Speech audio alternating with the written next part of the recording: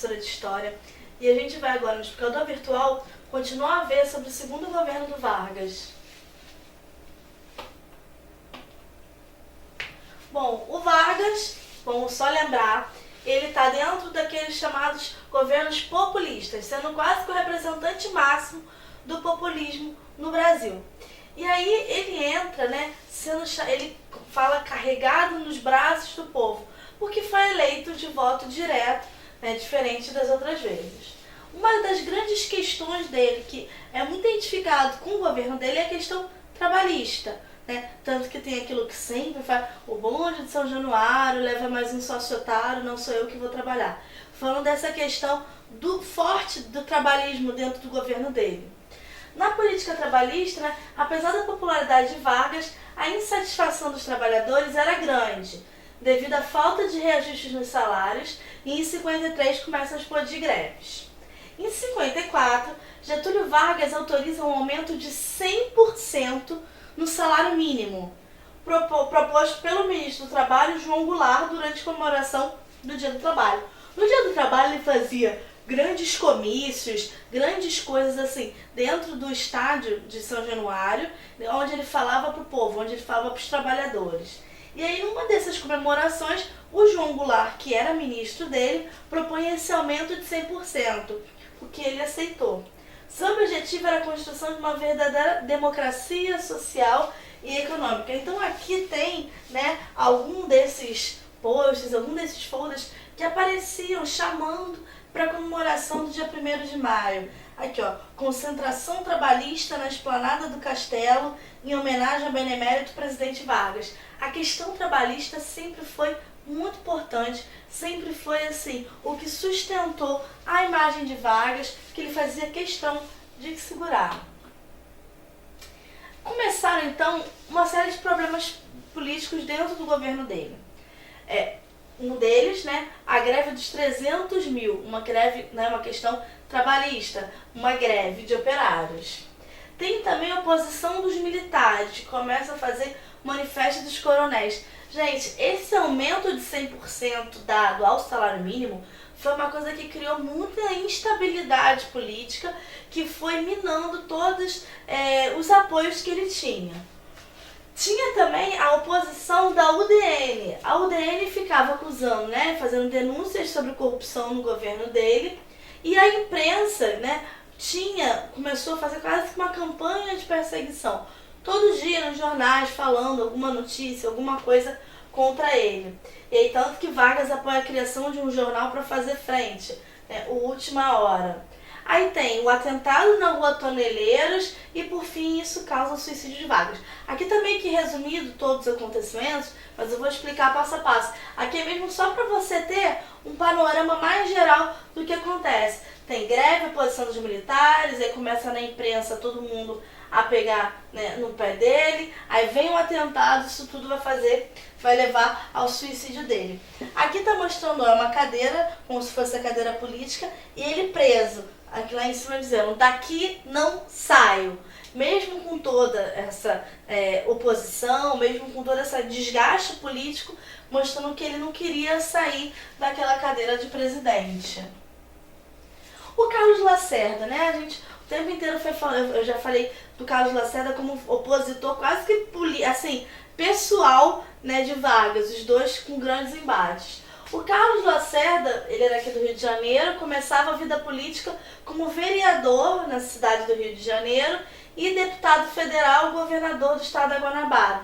Nessa época ainda não era, tinha o estado da Guanabara, não só o estado do Rio de Janeiro. Parte da elite industrial estava descontente com a política do governo e a posição da UDN, principalmente na figura de Carlos Lacerda. O Carlos Lacerda era o dono do jornal Tribuna da Imprensa, que realizava críticas a Vargas até de corrupção do seu ministério. Então o que acontece? O Vargas apoiou o Última Hora para fazer oposição aqui, o Tribuna da Imprensa, que ficava muitas críticas pesadas em cima da figura dele. Então o Carlos Lacerda era um opositor de peso, até porque ele tinha nas suas mãos um meio de comunicação de massa, que eram os jornais. Aqui fotinhos do Carlos Lacerda. O Carlos Lacerda, o que acontece com ele? Que vai prejudicar muito esse cenário político. Teve um atentado, ele sofreu um atentado, né, que é chamado de atentado na Rua Toneleiros. O Carlos Lacerda sofreu esse atentado em 5 de agosto e aí morreu o major da aeronáutica Rubens Florentino Vaz, que estava com ele. Ele mesmo saiu quase que ileso. As investigações indicam que o crime foi planejado por Gregório Fortunato, que era o chefe da Guarda Nacional. Então aqui, ó, nessa foto, esse que foi o que planejou o crime, o Gregório Matos, atrás do Vargas. Então, assim, tinha uma ligação com Getúlio Vargas. A morte, né, desse militar, ele gerou imensa repercussão, aumentando a inquietação militar. Então, o que acontece? Vargas tinha um grande opositor. Esse grande opositor sofre um atentado. E as investigações ainda mostram que quem cometeu esse atentado era uma figura ligada a Getúlio Vargas. Então começou aquela agitação, né, de que o Vargas, na verdade, tinha alguma coisa a ver com esse atentado. E aí a UDN usa isso, a UDN sempre quis a renúncia, a UDN nunca foi a favor do governo de Vargas, começou a usar isso para pedir a renúncia do Getúlio à força. E aí tem também a polêmica no envolvimento de Vargas, que serviram de justificativa para que as forças oposicionistas ganhem força. Vamos lembrar que quando Vargas, né, teve lá a morte do João Pessoa, isso ainda lá no começo do primeiro governo dele, também uma morte serviu de uso político para interferir, para influenciar nas questões políticas. Aqui você tem também da mesma forma. Então você tem nessa foto aqui o Carlos Lacerda sendo carregado pela polícia quando acompanhava o enterro do Major Rubem Vaz, que morreu. Então o Carlos Lacerda fez um uso político, né, dessa morte, e o Gregório era ligado ao Getúlio Vargas. Começa então um grande movimento de pedido de renúncia. Começam a pedir que o Vargas saia do poder, peça a renúncia. Começa a ter manifestações militares e de oposicionistas de Vargas e um grupo tramava um possível golpe. O presidente recusava-se a deixar o cargo. Então assim, começa a pedir, sai. E ele fala, não vou sair. A capa do jornal Tribuna da Imprensa do dia 23 de agosto destaca que a Aeronáutica e a Marinha entrariam em greve se Vargas não renunciasse.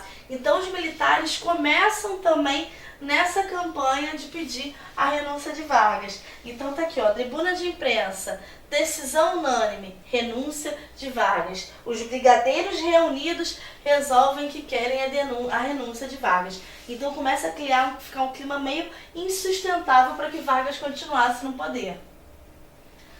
Com isso, né, o vice-presidente, que era o Café Filho, ele vai então e sugere a Getúlio que os dois renunciem. Só que Vargas fala, não vou renunciar.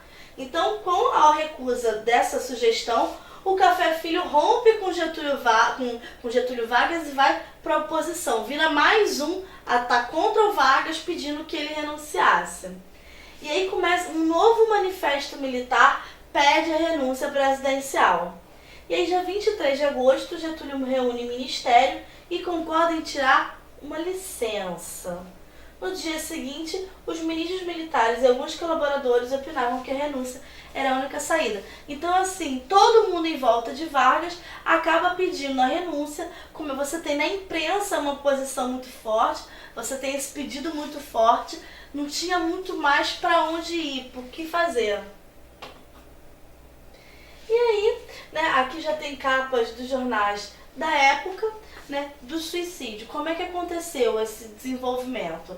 Só o Tancredo Neves, que era ministro da Justiça, e a filha de Getúlio, Alzira Vargas, que defende a resistência, que fala, não, pai, não, né, tipo, não faz isso, não renuncia. O Getúlio, ele chega a propor o afastamento temporário, só que os militares não aceitam. Ele fala assim, então eu fico temporariamente de licença, fora do poder, mas não nada definitivo. Os militares falam que não. E às 8 horas, no dia 24 de agosto, Vargas recebe a resposta de que não iam aceitar esse afastamento temporário.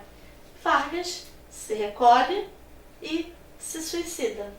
O corpo é encontrado com uma carta posteriormente conhecida como Carta Testamento.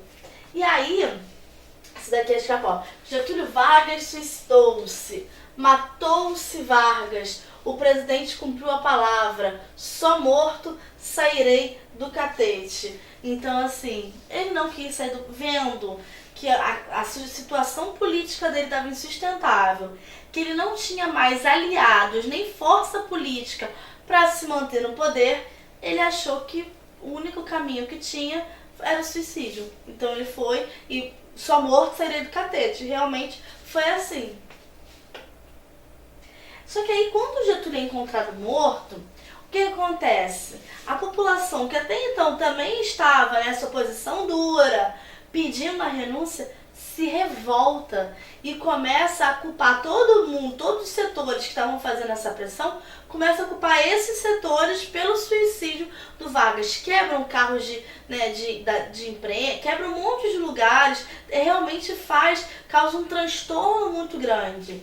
A população entra em fúria com os órgãos antigetulistas, entraram em grande comoção. Então aqui você vê aqui no enterro de Vargas, populares, a mulher desmaiando. Muita gente foi acompanhar o enterro de velório de Vargas. Vargas passou a celebrar então como um herói nacional. Ele era o pai dos pobres, ele que fez leis trabalhistas, foi visto como um grande herói da nação. Com isso, todo o grupo político que se pôs contra Getúlio Vargas sofreu um intenso repúdio das massas. E essa reação veio impedir a consolidação de um possível golpe de Estado e o vice-presidente Cabé Filho assumiu a vaga presidencial. Então, assim, aqueles que achavam que com a renúncia de Vargas poderiam assumir o poder, o que de fato provavelmente aconteceria, é difícil a gente pensar um devir histórico, o que aconteceria, mas assim, mostra que a UDN estava crescendo, estava ganhando muita força nessa oposição ao Vargas. Quando ele se suicida, aí ele vai e acaba de vez com qualquer chance da UDN poder assumir, entra o Café Filho no lugar dele. Aqui também, ó, parte do velório dele. E aí aqui tem a carta testamento, parte da carta testamento, né? Ele morre, dá um tiro, se suicida e deixa uma carta que até hoje é um documento, assim, um dos documentos mais importantes da história do Brasil. Mais uma vez, as forças e interesses contra o povo coordenaram-se e novamente se desencadeiam sobre mim.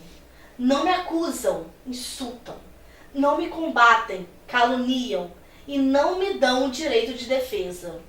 Precisam sufocar a minha voz, impedir a minha ação, para que eu não continue a defender, como sempre defendi, o povo e principalmente os humildes. Tenho lutado de peito aberto.